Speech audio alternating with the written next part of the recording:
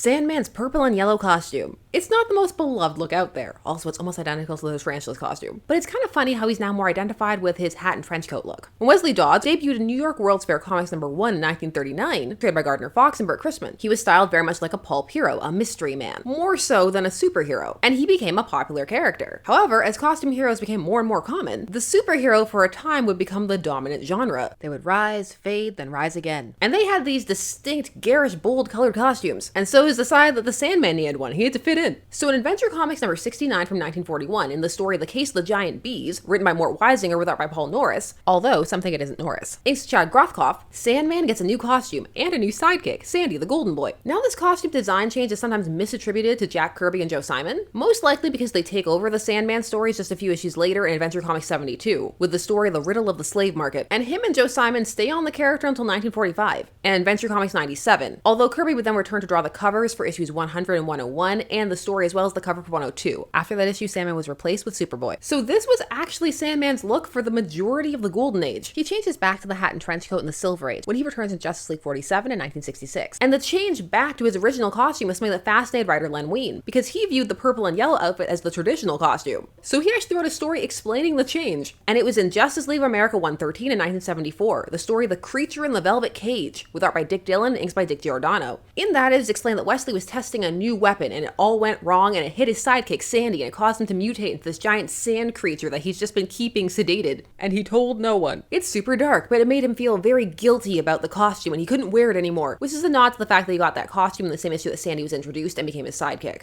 I couldn't face myself in the mirror after that. My reflection in that gold and purple costume was too harsh a reminder of what I had done. Finally, I tore the outfit to ribbons, dug this old double-breasted suit out of mothballs. And for better or worse, the original Sandman lived again. It's just interesting, because to me, from when I came into comics, that suit look is the look. And I personally think that it suits the character a lot better and just the tone and vibe of his stories. I'm glad it made a comeback and makes him stand out. Also, original Playboy Wesley Dodds appearance jump scare. That's not the look he gets now. He's now depicted as a bit more ordinary. But when it comes to costumes, which costume do you prefer for the Sandman and why?